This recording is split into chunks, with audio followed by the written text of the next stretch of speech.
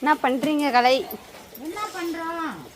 இன்னைக்கு சாம்பார் காய்கறி போட்டு சாம்பார் கீழே வச்சு நறுக்கணும். இல்லைங்க பூரா திங்கிறதுனால தின்னுட்டு போதுன்னு விடலாம். கத்தியில் பட்டுறணும் பயம். அதனால இப்போ என்ன செஞ்சுட்டேன், கட்டியில் வச்சு நறுக்க ஆரம்பிச்சிட்டேன்.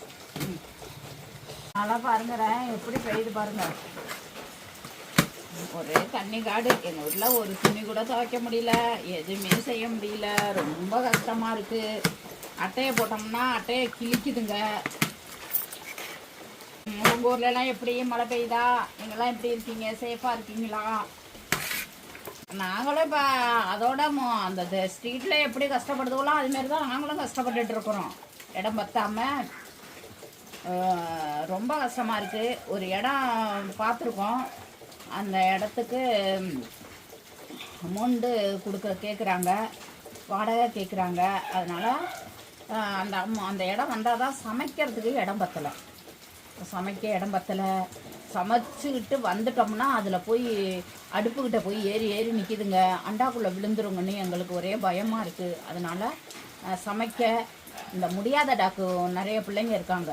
கால் முடியாத பிள்ளைங்க, சீடி பிள்ளைங்க, அதுங்கெல்லாம் ஒரு இடத்துல போட்டுட்டு முடியாத பிள்ளைங்களை போட்டுட்டு சமைக்கிறதுக்கு அதுங்க திங்ஸ் வைக்கிறதுக்காக ஒரு இடம் பார்த்துருக்கோம். 10,000 வாடகை, 1,50,000 ரூபா கேட்டிருக்காங்க அட்வான்ஸு.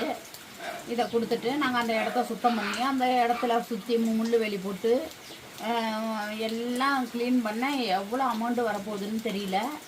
அப்படி போட்டால் தான் நம்ம இதுங்களெல்லாம் சேஃபாக வைக்க முடியும். அமௌண்ட்டு பத்தாது. அவங்க கேட்குற அமௌண்ட்டெல்லாம் நம்மகிட்ட என்கிட்டே கிடையாது. ஏன்னா எனக்கு நிறைய செலவு, டெய்லியும் ஆஸ்பத்திரி செலவு, ஊசி போடணும். இப்போ ஒரு எத்தனை பிள்ளைங்களுக்கு ஊசி போடணும்? 30 பிள்ளைங்களுக்கு ஊசி போடணும். இதெல்லாம் இருக்குது. என்ன பண்ண போகிறேன்னு தெரியல. மழை வேறு பெஞ்சிட்டு இருக்கு. ஸ்ட்ரீட்டில் உள்ள பிள்ளைங்களோட எங்களுக்கு தான் ரொம்ப கஷ்டம். ரொம்ப கஷ்டமாக இருக்குது. தண்ணி தான் அப்படியே எதுவுமே அது உங்களுக்கு ஈரத்தை கண்டாலே பயப்படுதுங்க. ஈரத்துக்கிட்டே போக மாட்டேங்குதுங்க.